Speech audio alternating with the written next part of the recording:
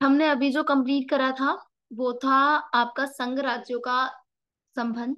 ठीक है, उनके बीच की चुनौतियां, GS2 का टॉपिक है और पॉलिटिकल साइंस में संविधान का बहुत इंपॉर्टेंट टॉपिक है। जब हम संविधान के मूलभूत ढांचे की बात करते हैं तो हम जानते हैं कि संविधान में किस प्रकार से देश की संरचना की है, देश में जो समाज है उसका विभाजन किया है, समाज में जो शक्तियां हैं उसका विभाजन किया है। तो वही हम आज पढ़ेंगे कि संविधान द्वारा शक्तियों का विभाजन किस प्रकार से किया गया है। समाज में किसी भी समाज को चलाने के लिए, कार्यों की करने के लिए किसी ना किसी एक को शक्ति में केंद्रित करने के लिए आवश्यक तत्व होता है। परंतु सब जो है एक साथ, कोई एक व्यक्ति सारी शक्तियों को नहीं संभाल सकता है। दैट्स वाई हमारे कॉन्स्टिट्यूशन के अंदर, जो कॉन्स्टिट्यूशन असेंबली थी, उसमें रहने वाले सभी सभा के लोग जो थे उन्होंने एक निर्णय लिया कि हम शक्ति का पृथक्कीकरण करेंगे, हम शक्ति का डिवाइडेंस कर देंगे, उसको डिवाइड कर देंगे अलग अलग के हाथों में। ठीक है, तो अब हम जानेंगे कि संविधान में शक्ति के विभाजन का महत्व क्या रहा। ठीक है, तो उससे पहले हम ये जान लें कि हमारे प्रीलिम्स के लिए क्या ज्यादा महत्वपूर्ण है इसमें। शक्ति पृथक्कीकरण का सिद्धांत, संविधान की मूल संरचना, सर्वोच्च न्यायालय और NJAC अधिनियम। ठीक है, हम सब पढ़ेंगे ये। ठीक है, तो ये प्रीलिम्स के लिए बहुत ही महत्वपूर्ण है। ठीक है, तो मेंस के लिए क्या महत्वपूर्ण है, क्योंकि हम GS2 की प्रिपरेशन कर रहे हैं, हमें पता होना चाहिए कि मेंस के लिए क्या महत्वपूर्ण है। ठीक है, तो अब हम इस चीज को आगे लेके चलते हैं भाई, पढ़ते हैं आगे क्या है। मेंस के लिए ज्यादा इंपॉर्टेंट जो है आपका रिटर्न वर्क होता है। लयिका शक्ति और मुद्दों का पृथक्कीकरण का सिद्धांत क्या है, उसकी मूल संरचना क्या है, ये मेंस के आंसर राइटिंग के लिए, आंसर्स के लिए अत्यंत महत्वपूर्ण है। ठीक है, तो आगे बढ़ते हैं अब हम। डन, आगे बढ़ते हैं और शक्तियों के विभाजन को अच्छे से समझते हैं कि कैसे शक्तियों का विभाजन किया गया। ठीक है जी। अब व्यवस्था की 3 शाखाओं का विवरण। ठीक है, हमारे यहाँ 3 शाखा बना दी गई व्यवस्था के लिए। पहली शाखा, ठीक है, जो बनाई गई वो थी आपकी कार्यपालिका शाखा, या बोल सकते हो आप पहली थी आपकी विधायिका शाखा। ठीक है, जिस शाखा के अंदर प्रमुख संविधान में कानूनों का संचालन करना है। विधायिका शाखा कानून प्रक्रियाओं से जुड़ी होती है, कानून प्रक्रियाओं से जुड़ी रहती है, वित्तीय प्रक्रियाओं से जुड़ी रहती है। इसके अंदर अलग अलग चीजें हैं। ठीक है, जैसे कि वित्तीय अलग रहता है डिपार्टमेंट। ठीक है, बहस करना विधायिका का काम है, बहस कराती है विधायिका। ठीक है, ये सारे कार्य क्या है, विधायिका के हैं। विधायिका शाखा के अंतर्गत आने वाले सभी कार्य हैं, इन शाखाओं के कार्य हैं। आगे है कार्यपालिका शाखा। कार्यपालिका शाखा का काम है कि वे देश को आगे बढ़ाने के लिए नीतियां बनाए और नीतियों को लागू करे। कानून तो नहीं बना सकती, नीतियां बना सकती है। और जो कानून या नीति या योजना विधायिका द्वारा पारित की गई है उनका पालन भी करे, उसको इन्फोर्स भी करे ढंग से। ठीक है, और देखती रहे कि कार्य सही प्रकार से किया जा रहा है या नहीं। ठीक है, तो आपको कार्यपालिका का भी पता चल गया। कार्य से मतलब काम। ठीक है, जो काम कराए। ठीक है, न्यायपालिका यानी कि जुडिशरी, न्यायपालिका का शाखा का काम है न्यायिक प्रक्रियाओं को चलाना। अभिव्यक्ति की स्वतंत्रता, विचार न्याय सुनिश्चित करता है।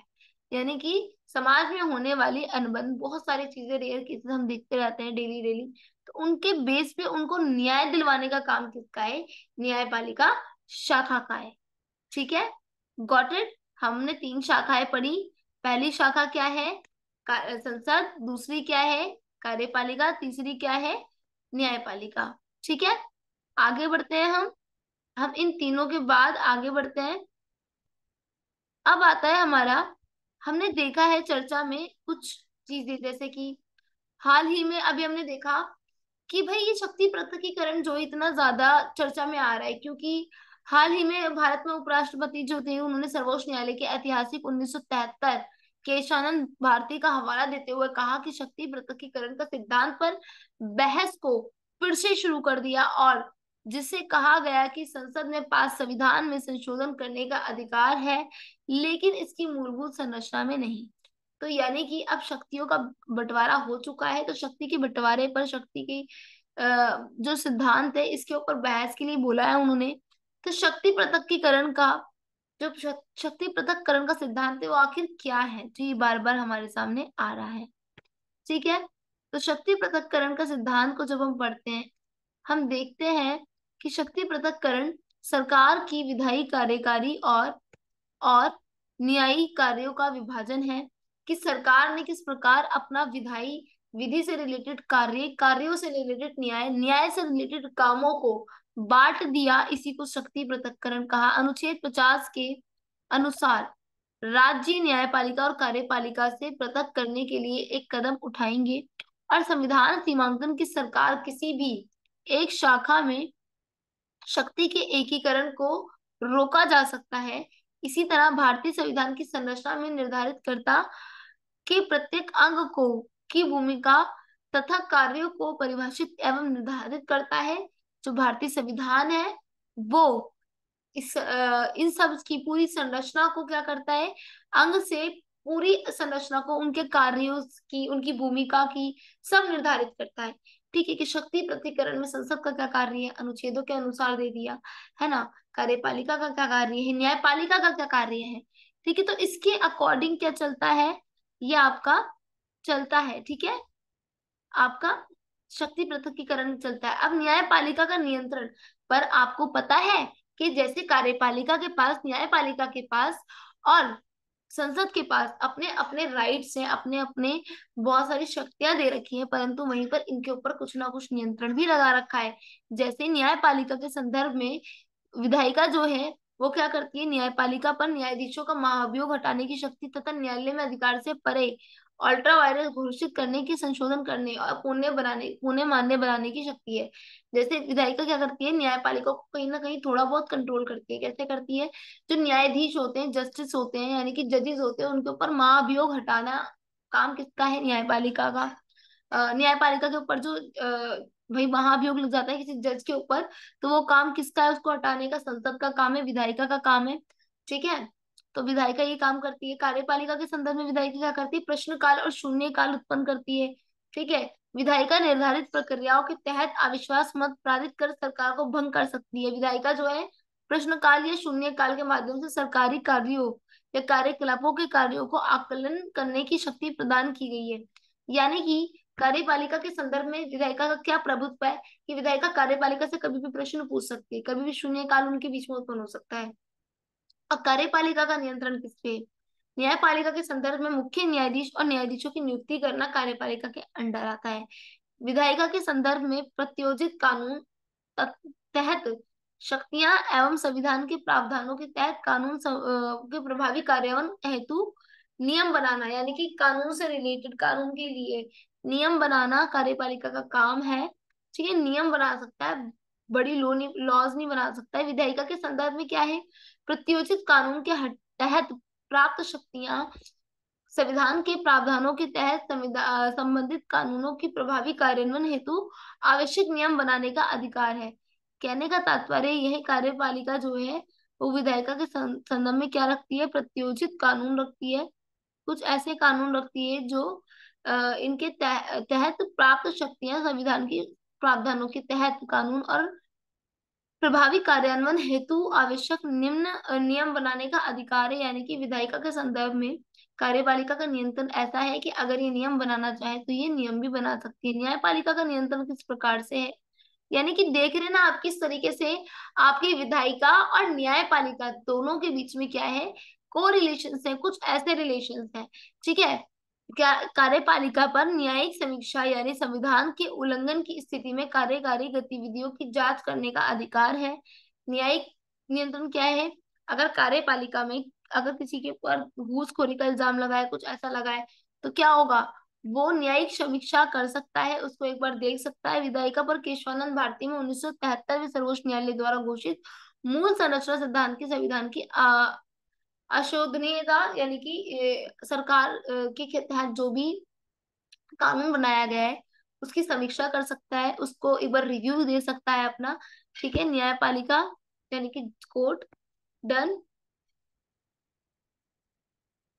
इसके अलावा विधायिका शाखा की भूमिका होती है कानून निर्माण की। विधायिका शाखा की प्रमुख प्रमुख है, सिर्फ कानून निर्माण नहीं है, बाकी प्रमुख तो हाँ हम बोलेंगे कि है। ठीक है, तो कानून निर्माण की जो शाखा है, विधायिका शाखा का प्रमुख कार्य कानून बनाना है, प्रमुख कार्य, बाकी इसके अलावा वित्त का प्रदान करना, इधर से उधर करना, ये सब चीजें। ठीक है, उपयोग क्या है इसका?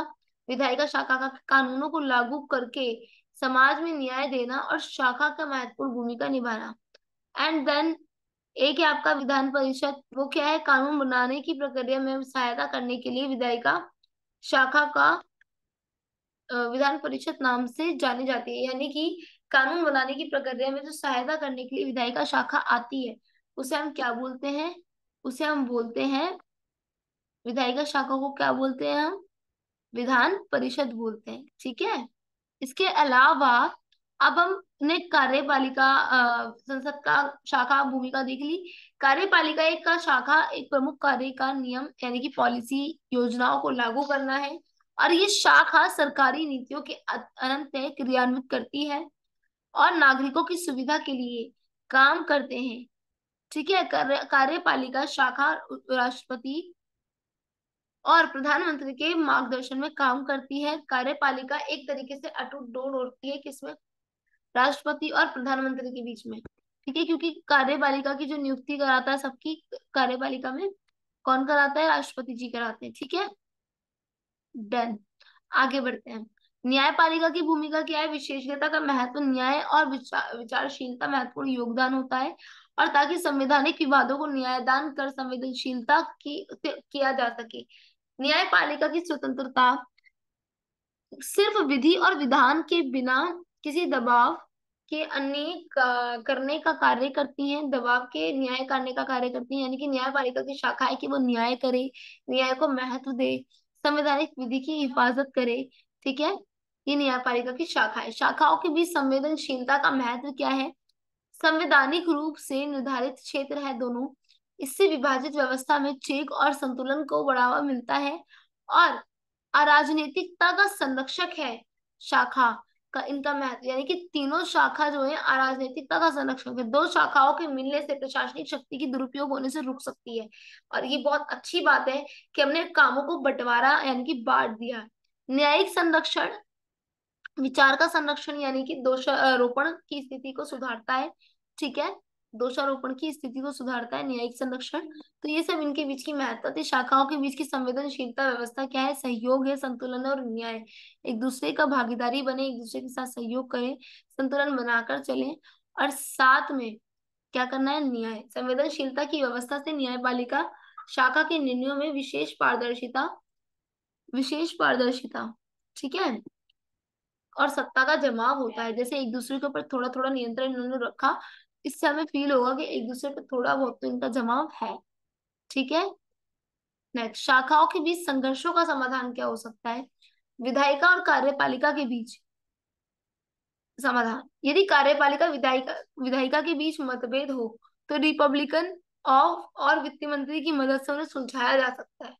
विधायिका और कार्यपालिका के बीच में हो तो न्यायपालिका के फैसले की व्यवस्था ऐसी होती है कि विधायिका और कार्यपालिका के बीच संघर्षों के मामले के फैसले की समीक्षा करती है। ठीक है, और जनता के हित की सुरक्षा, संघर्षों का समाधान होना अभिन्न रूप से महत्वपूर्ण है, ताकि शासन सुनिश्चित कर सके कि लोगों के हित की सुरक्षा होती है। यानी जब हम शाखाओं को बांट देते हैं तो हम क्या कर देखते हैं कि कहीं ना कहीं ये तीनों ग्रुप्स आपस में जुड़ रहे हैं, कहीं ना कहीं हम लोग क्या कर रहे हैं? आगे बढ़ रहे हैं, और कहीं ना कहीं इस देश का भी संचालन हो रहा है। ठीक है, जनता और सुरक्षा के हित के लिए करते हैं काम ये। ठीक है,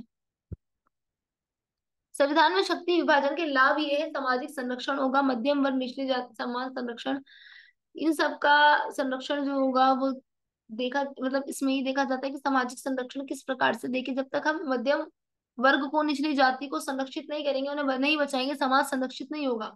दूसरा है समर्थन एवं विकास, क्षेत्रीय विकास एवं सामाजिक समर्थन। जैसे कि हमारे यहाँ पे बहुत सारे क्षेत्रीय विकास हो रहे हैं। ठीक है, अलग अलग क्षेत्र अपने भाषा के आधार पर अलग अलग राज्यों की मांग कर रहा है। न्याय संगतता और कानून और सामूहिक न्याय की सुरक्षा, यानी कि शक्ति विभाजन का एक लाभ ये भी है कि हम क्या करते हैं? न्याय संहिता का प्रयोग करते हैं। ठीक है, डन। अब आते हैं संविधान में शक्ति विभाजन के आधिकारिक महत्व और नागरिक दोनों के दृष्टिकोण का महत्व। सरकार अधिकारों को किस सामाजिक स्वतंत्रता, मतलब सरकारी अधिकारियों की सामाजिक स्वतंत्रता होती है। सरकारी अधिकार जो होते हैं राष्ट्रपति प्रधानमंत्री द्वारा निर्णय लेने की शक्ति होती है उन्हें। ठीक है, दोनों सरकारी अधिकारी हैं, राष्ट्रपति भी और प्रधानमंत्री भी, दोनों निर्णय ले सकते हैं जब चाहे। नागरिकों को सामाजिक स्वतंत्रता, न्याय प्राप्ति और न्यायिक उपयोग की शक्ति, ये सब हमें कब मिलेगी, है ना। तो राष्ट्रपति संविधान में शक्ति में विभाजन की दोनों नागरिक और आधिकारिक दृष्टिकोण से भूमिका अत्यंत महत्वपूर्ण है। इस संविधान में शासन और जनता के बीच संबंध को समझा जाता है और हर व्यक्ति को उचित स्वतंत्रता का अधिकार प्रदान किया जाता है। पावर ऑफ सेपरेशन में हमारा यही है कि हम इक्वालिटी बेस पर क्या करते हैं, सारा काम करते हैं। हमारे लिए everyone are same, everyone are equal. ठीक है, तो इसलिए हम क्या करते हैं, संविधान की शक्ति का विभाजन को कुछ इस प्रकार से अपने सामने लेकर आते हैं। ठीक है, नेक्स्ट एंड लास्ट, शक्तियों के पृथकीकरण की संबंधित समस्याएं क्या थी। कमजोर विपक्ष होता है तब जाके शक्ति का पृथकीकरण में समस्याएं आती हैं।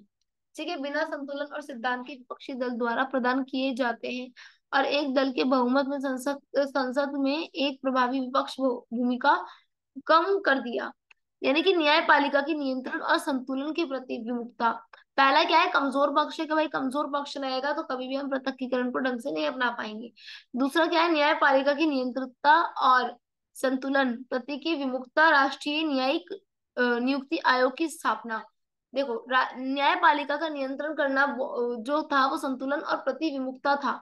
ठीक है, हम शक्तियों का बंटवारा कर रहे हैं तो हम न्यायपालिका का नियंत्रण क्यों करेंगे। अगर नियंत्रण कर लेंगे तो क्या होगा भाई, लोकतंत्र का आर्थिक गायब हो जाएगा। तो हमने क्या करा, एक नियुक्ति आयोग बनाया, संवैधानिक संशोधन 99 में बनाया, 99 संशोधन में बनाया। ठीक है, इसमें सर्वोच्च न्यायालय की अधिकारित करार दिया था क्या, कि एनजेएसी यानी कि राष्ट्रीय न्यायिक नियुक्ति आयोग। ठीक है, राष्ट्रीय न्यायिक नियुक्ति आयोग तो इसकी राजनीतिक व्यवस्था में स्वतंत्रता की गारंटी दे सकते हैं, नियुक्ति की गुणवत्ता में सुधार कर सकता है, चयन प्रक्रिया की निष्पक्षता को बढ़ा सकता है और न्यायपालिका की संरचना में विविधता को बढ़ा दे सकता है और व्यवस्था में जनता के विश्वास का पुनर्निर्माण भी कर सकता है। तो अगर हम राष्ट्रीय न्यायिक नियुक्ति आयोग बना लें तो ये सारी चीजें हमारे सामने आ जाएंगी।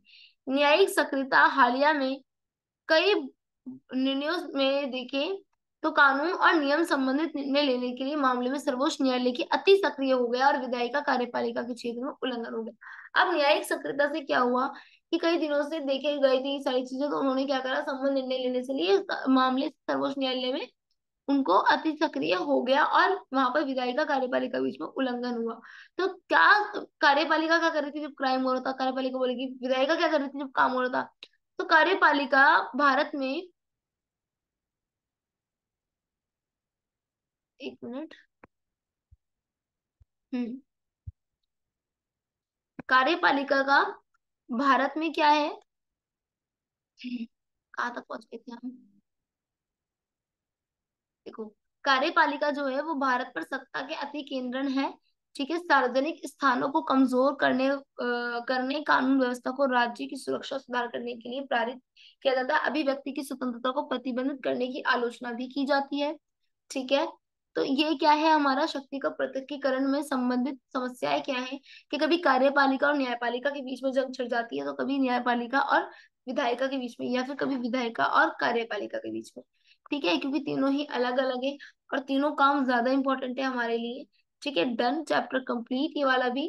संविधान के बेसिकली हमने 3 कंप्लीट कर लिए, संविधान और राज्य, केंद्र राज्य संबंध, और तीसरा अब कर लिया हमने शक्ति का विभाजन। अब करेंगे हम नेक्स्ट योजनाएं। ठीक है, चलो फिर मिलते हैं। ओके।